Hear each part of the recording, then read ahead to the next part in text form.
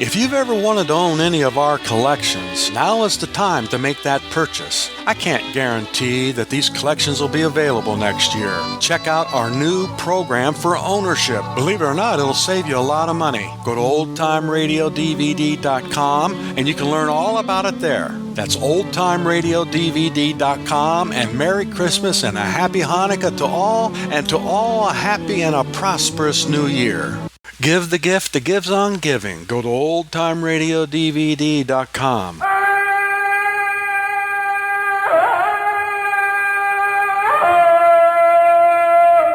From the heart of the jungle comes a savage cry of victory. This is Tarzan, Lord of the Jungle.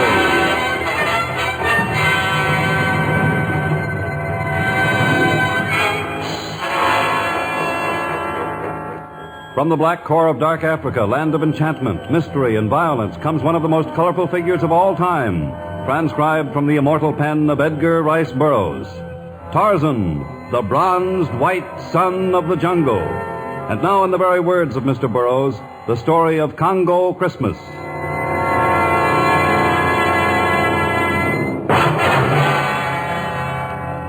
The village of the Karmiki tribe consisted of a rambling collection of thatched huts, a lean-to where the women ground corn and cassava, a palaver house and other tribal buildings, and a spiked boma that enclosed the village in a vain attempt to keep out the terrors of the jungle. But one building in the Majee stood out from the others. It was of costly teakwood and mahogany.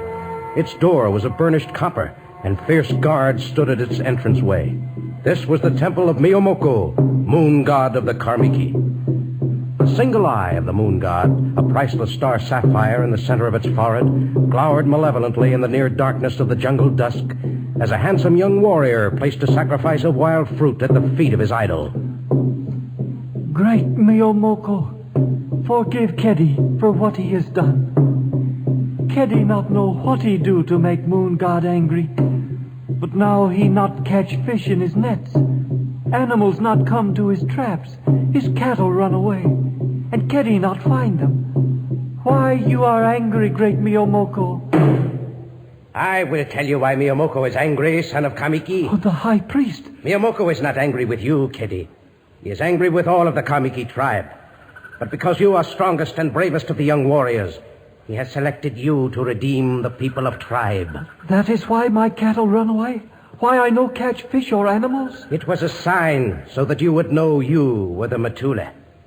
The chosen one? Chosen for what? You know that Miyomoko has been the god of your people since the beginning of time. The deal? You know that many of your tribe have given their lives to protect the great star sapphire that is the eye of the moon god. The deal?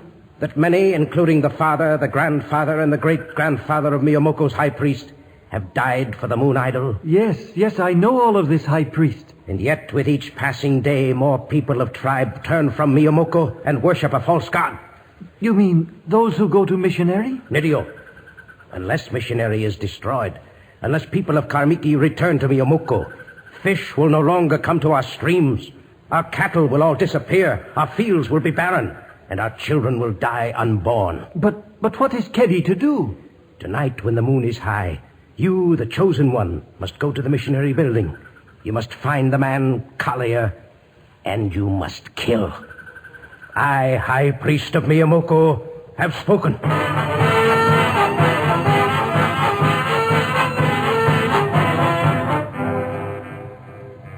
On the opposite end of the village from the temple of Miyomoko stood the small bamboo hut that housed the missionary school and church that the Reverend Andrew Collier had founded 3 years before. A distinct contrast to the imposing structure of the moon god, the fragile shelter was in a bad state of disrepair. The Reverend Collier had always meant to fix the roof and replace the siding, but other matters always seemed more important. Now, although the hour was close to midnight, he continued to work by the light of a flickering lantern. By his side, at a long table in what was ordinarily the classroom, stood Amma, a lovely native girl who was his best pupil, his most devout convert. You are almost finished, Reverend Collier. Finished? I've hardly begun, Amma. I have another 200 Christmas presents to wrap. 200? But there are not half that many Christians in the entire village. We'd be very poor Christians if we gave presents only to those who agreed with our beliefs. Would you hand that spool of ribbon over there? Thank you. There are yet many days until Christmas. Why must all the packages be wrapped tonight? You can never tell what might come up. I don't want to have old Santa Claus come along and find me not ready. Scissors, please, Alma. It will be a wonderful Christmas, even though there are so few of us Christians. There are more than there were last year, Alma, and more last year than the year before that. We have much to be thankful for. I'm ready for the next toy. Oh, and look at this one, a tiny kibwa. Yeah, it's a rather cute little dog. But I'm afraid there won't be nearly enough toys to go round. I sent another letter to the Church Foundation, but they... Oh, well, they couldn't possibly have sent all the things I asked for. You are sad, Reverend Collier? Not exactly. But I keep remembering those Christmases at home. There was always snow on the ground. Snow? There was a window in the choir loft. That was before I was ordained, you see. And that time I played the organ, led the choir. Well, before the services started, I used to look down at the people crossing the snowy field on their way to church. In the vestibule, they'd remove their overcoats and shake off the snow.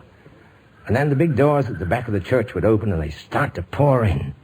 That was my signal to begin. Usually on Christmas morning, the first hymn I played was, "Come All Ye Faithful." And they were faithful in those days, Alma. And as they entered the church, you could... Oh, someone comes late at night. Come in. The door to the mission is never locked. Kitty. Alma, I not think I find you here so late. I have been helping the Reverend tie Christmas packages. You go now, Alma. Why? Why have you come here, Kitty? Kitty has business with Reverend Collier. But you have always refused to come into the missionary, even when I begged you. Well, you should have gone hours ago, Alma. Ketty has business with me. I'm happy. I've waited long for this day. Go, Alma. As you say, Reverend. Good night. Good night, Kitty. You look sorely troubled, Ketty. May I help you? You can speak freely. We're alone. Nadio, enemy of Miyamoko, great moon god of Kamiki. Now we are alone.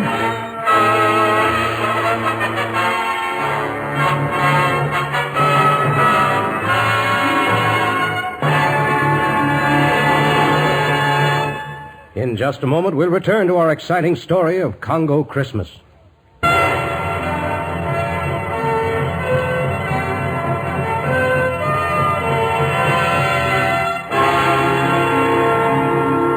Almost a year had passed since Tarzan had visited the village of the Karmiki. Now he was on his way back from the city of Amdumara, and since the elephant trail he followed came within a few miles of the Karmiki kraal, he decided to renew old friendships. As he made his way easily through the dense jungle vegetation, Nakima, the tiny monkey who was his frequent companion, danced at his side, chattering happily. Suddenly, as Tarzan reached the entrance of the village, he stopped in his tracks. From the temple of Miyomoko came the frenzied chanting of the high priest and his acolytes, and the low beating of the Moti Ngoma, the drum of death. Tarzan rushed to the shrine of the moon god and attempted to enter, but the powerful hands of the temple guards reached out for him, and massive bodies blocked his path. The beating of the Moti Ngoma has been outlawed, and I demand to see our high priest at once. I do not wish to cause bloodshed, but unless you take your hands from me and step aside so that I can enter, I shall... Pass! Jumbo, high priest of Miyomoko. Why do you come during ritual, Tarzan? I was on my way to see Nagako, your chief, when I heard the sounds of the Moti Ngoma. Whose death are you plotting now? We do not plot a death. This is but a vestige of an old custom. A custom I know well. Your chief has long kept himself neutral in the struggle between you and others who do not believe in your fanatic religion, but I am not neutral. Tell me whose death you plan. You do not frighten me, Lord of the Jungle. Soon the people of Karmiki will return to the obedience of Miyomoko. As the moon god was in years gone by, so will it be again. And none will dare defy its power. The missionary. It's his death you plan. By this time he is already dead. You are too late to stem the will of Miyomoko. With Nakima dodging his heels, Tarzan ran swiftly through the slumbering village. Ahead he could see the light of a flickering lantern from inside the mission. Perhaps the life of its founder also flickered. Tarzan reached the ramshackle building at last, and he flung the door open wide. Reverend Collier, you're all right. Of course I'm all right. Come in. Close the door after you. Well, if you're busy, No. Ketty was just leaving. Nadio was just leaving. Keddy. So you were the Matula. Yes. Matula? The chosen one, chosen to kill an enemy of Miyomoko. Did your nerve fail you, Keddy, or did Reverend Collier prove stronger than he looks? Oh, you're mistaken, Tarzan. Keddy made no attempt upon my life. He came here to help me tie these Christmas packages. Oh? And the razor-sharp kizu that lies on the ground, it was not meant as an instrument of death? Keddy was merely using the knife to cut ribbons. I want you to leave now, Keddy. Neither of us will say anything about this to anyone. Santa, Reverend Collier. And good night. Good night, Tarzan. You're making a mistake, Reverend. Keddy failed once, but the fanatical followers of Miyomoko will soon bolster his wavering spirits, and even should he fail again, there are others to take his place. We must go to Nagako. He's a just chief, and he'll put new restrictions upon the high priest, and he'll punish Keddy. Punishment will not help him. He's deeply troubled and needs help. I failed in my effort to find out the source of his trouble. But I can never succeed in my mission until I understand the Kamiki and their problems. I will spend tomorrow watching Keddy. I'll try to uncover the source of his trouble, and I'll keep him from making another attempt on your life. But you must keep a sharp lookout for others. Death might come from any direction, and at any moment.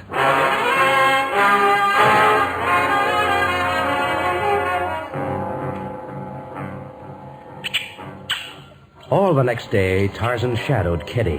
It seemed amazing that the youth was unaware of his presence, for Nakima, who clung to Tarzan's shoulder, chattered shrilly. But Keddy was lost in a world of his own. At that moment, he was tending his small flock of sheep, but he was so absorbed in thought that a tiny lamb wandered off unnoticed. And as the lamb reached the fringe of the jungle, Numa the lion drew close, attracted by the scent of a tasty morsel. The lamb stumbled uncertainly, its tiny ears raised in frightened query. It turned to rejoin its flock. But now the lion crouched low, powerful muscles flexed, and the king of beasts leaped toward its helpless prey. But at that exact moment, a bronze white savage catapulted from the trees, and a shaft of gleaming steel found its mark.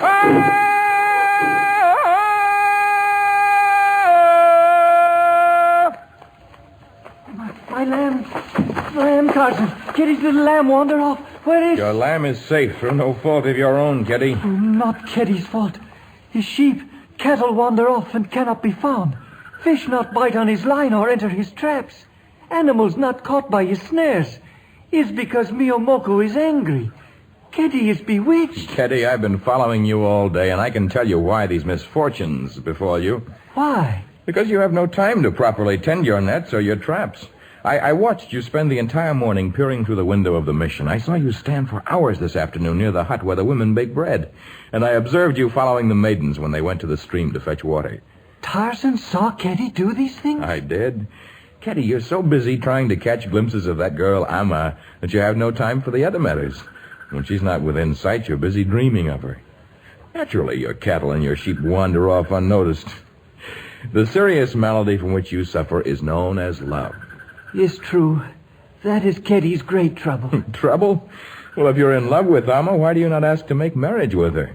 Although you've lost some of your possessions, you surely have enough left for the marriage price. Nadio, have marriage price, but Amma not marry me. She doesn't return your love? Is not that. Her family doesn't think you would make a good husband? Family of Amma think well of Keddy. Well, then, what in the world is it? Amma is Christian. I am what she call pagan.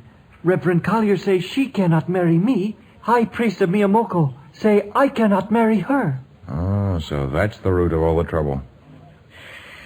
Keddy, gather your flock and return to the village. Before another day has passed, I'll arrange a meeting between Reverend Collier and the high priest of the moon god. Perhaps I can solve your problems.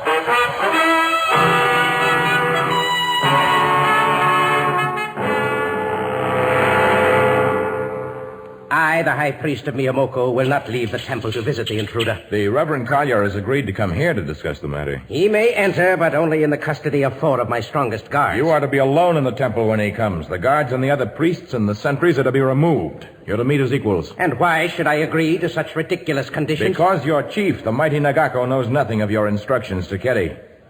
Unless you agree to the meeting as I have outlined it, you'll be told.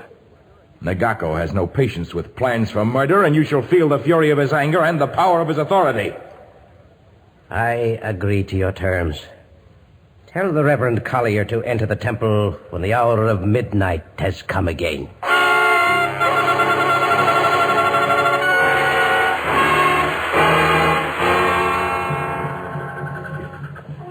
And so, in the dead of night, the missionary met with the high priest, and they discussed earnestly the love of a pagan youth and a Christian maiden. 100 yards from the temple, the people of Karmiki stood motionless, intent. The temple guard stood in readiness, and Tarzan near them watched anxiously. Even Nakima seemed filled with the importance of the moment. He dashed off frequently, and then returned to whimper at the feet of his master. After what seemed like hours of endless waiting, the Reverend Collier came down the temple steps. Amma and Keddy rushed toward him. Reverend Collier, you are safe. Of course I'm safe, Amma. We had a most friendly discussion of your problem. And the decision, Reverend Collier. Well, I gave ground and the high priest gave ground, though he was forced to consult many scrolls and sacred records. Yes? Finally, we arrived at a compromise. You are to study the teachings of Mimoko for 3 days, and Keddy is to study the word of Jesus. 3 days is not much time to absorb a religion, but at the end of that time... Stop, thief! Do not let him get away! Stop what thief? What are you talking about, High Priest? Several times while we spoke, I left the Reverend Collier alone, and when he was gone, I found that it was missing. The great star sapphire, the eye of Miyamoko. But I stole nothing. He would not steal. He is good. This is some plot of yours. You pretended to make a reasonable agreement, and then There is no agreement. There never will be. The man Collier has defiled our God. Your threats to tell the chief of my plans do not frighten me, Tarzan. Let him know. Let everyone know that I, the high priest of Miyamoko, will have revenge. Every Christian in the village shall be killed, and the man Collier shall be first.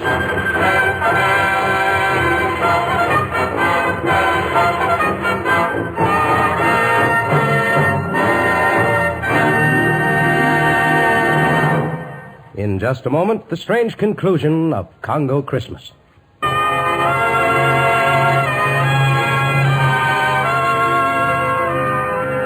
The anger of the high priest had reached the point of hysteria, and now the disciples of Miyamoko surged forward to overpower the missionary. But in the instant of the attack, the pitifully few members of the cleric's parish formed a protective circle about him. The tiny band wavered before the savage onslaught of the multitude, but in that moment Tarzan jumped to the steps of the temple. In his hand he held his great bow, and at his side hung a quiver filled with metal-tipped arrows. the first one who places a hand on Reverend Collier will get an arrow through his heart. Do not hold back, disciples of Miyamoko. Collier must be killed. No one be killed. Great Chief Nagako, your high priest has accused the Reverend Collier of stealing the star sapphire of the moon god. It must be plain to you that he could be guilty of no such crime. What is true can be proved. Search him. Oh, he is a holy man. You cannot believe It's all right, Alma. I've been accused of a theft, and it's only right that I should be searched. As a matter of fact, I insist on it. I search you, Collier. Chief Nagako, I'm sure the missionary did not steal the gem, and since no one else entered or left the temple, it's plain that this is only a plot to discredit him and the work he's done among your people for 3 years. No one guilty until proved so. No one innocent until trial has been held. Well, High Priest? The eye of Miyamoko is not on him. He has passed it to someone else. I know he is guilty. Tomorrow, when dawn has come, we hold trial. Nagako, chief of all Kamiki, has spoken.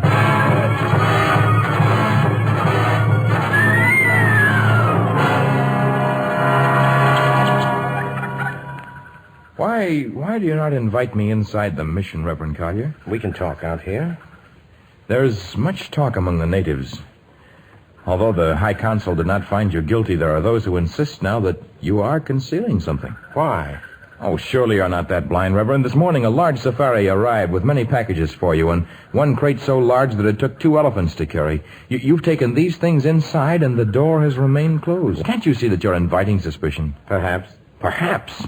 Even Chief Nagako is beginning to believe that you stole the sapphire in order to pay for these goods you had delivered.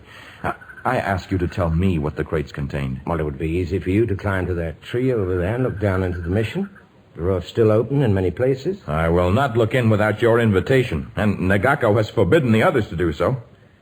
But even my friendship and the spirit of justice that Nagako holds dear will not prevail long against the growing temper of the Karmiki. Tarzan, for 3 years I've taught the unvarnished principles of Christianity. It's not enough. If I'm to succeed, I must match the colorful ceremonies of the native rites. These people will not accept the word of the Bible for miracles. They must see them with their own eyes. And you intend to perform a miracle? No, that I cannot do. But I'm inviting every member of the tribe to come here tomorrow. Perhaps on Christmas Day I can reveal something here that they will accept as a miracle. It's my only chance for personal safety, so that I may continue to fight for a cause that I know is right.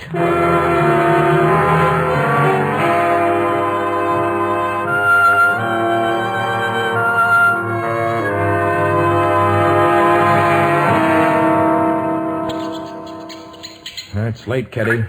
We'd best go to Yahima. Perhaps in the morning we can try to straighten things out. Is no way straightened. Now Keddy won't be Christian. But high priest say never let Keddy go. Puts curse on marriage. Well, things may look different by tomorrow, Keddy. Tomorrow's Christmas, and I have a feeling things are going to happen. Keddy cannot wait long. Inside is sick. His heart...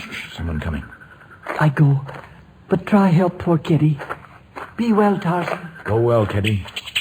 Quiet, Nikima. The hour's late. Who is it? You are alone? Except for Nikima, my small monkey. Who comes? It is I. The high priest of Miomoko. Come to call on me in a simple hut? No longer am I proud and haughty, Tarzan. What? My father and my father's father and his father protected the priceless eye of Miomoko. They gave their lives that the honor of the moon idol should not be blemished. But I have failed. Would that I were dead. Your death would not solve the mystery. If only some miracle would return the eye of the moon god. Tarzan, you must help me. Perhaps if you were to speak with Reverend Collier, he could help you. He studied a great deal about the miracles of the past. If only he could perform some miracle for me, I would be his friend. No longer would I oppose his ways. If only he could perform a miracle that would restore the sapphire, the honor of Miomoko would be saved. I know no more about the location of the missing gem than you do, and I'm reasonably certain Reverend Collier doesn't either, but he hints at a miracle that is to happen tomorrow. I suggest that you come to his Christmas party.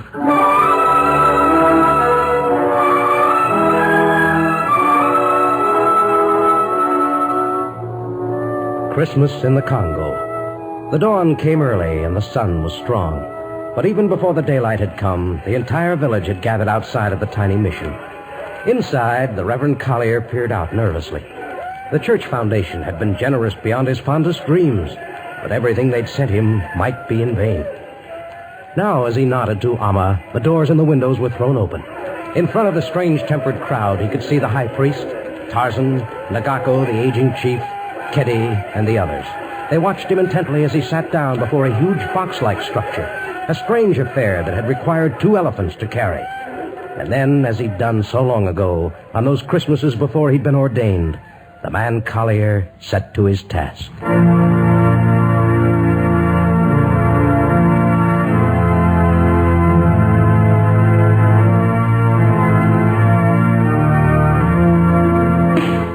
Look! Eye of moon god fall from heaven. From nowhere. Right at the feet of the high priest. It is a miracle. The eye of the moon god dropped from the heaven at the sound of your magic. This is a miracle. One I didn't plan. We are friends now, Reverend Collier. Please make more magic with the box that plays music. Perhaps it will bring a charm upon the Christmas wedding. Amma, did you hear that? Yes, Keddy. I heard. Let us walk short distance way, Tarzan. All right, Nagako. I am old, Tarzan. Soon I will go to long sleep. I would like to know how miracle happened. I do not pretend to understand miracles, Great Chief.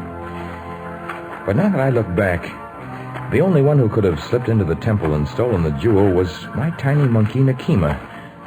It's also possible that he hid it in the one place that your people were told to stay away from, the roof of the mission house. Mateo, it could be as you say. And, of course, the roof has many holes, and the vibrations of the organ might easily have shaken it loose. But then, maybe we could be wrong. Perhaps it was a miracle.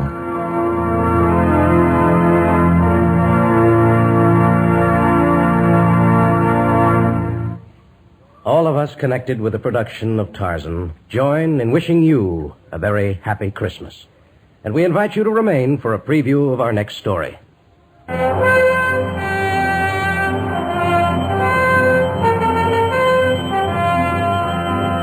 Tarzan deserts his jungle to confront the complex maze of a modern city when he travels to Johannesburg. And there, in a world so alien to his own, he meets an enemy more dangerous than the savage beasts of the primordial forest, more ruthless than the jungle-crazed men he's encountered in the past, more destructive than the angry elements of the Congo. Tarzan fights an unseen adversary in The Hand of Death. Included in our cast were Jack Moyles, G.G. Pearson, Bob Bruce, and Charlie Lung. Tarzan, a transcribed creation of the famous Edgar Rice Burroughs, is produced by Walter White, Jr., prepared for radio by Bud Lesser, with original music by Albert Glasser. This is a Commodore production. Listen to our next story, The Hand of Death, another thrilling episode of The Lord of the Jungle.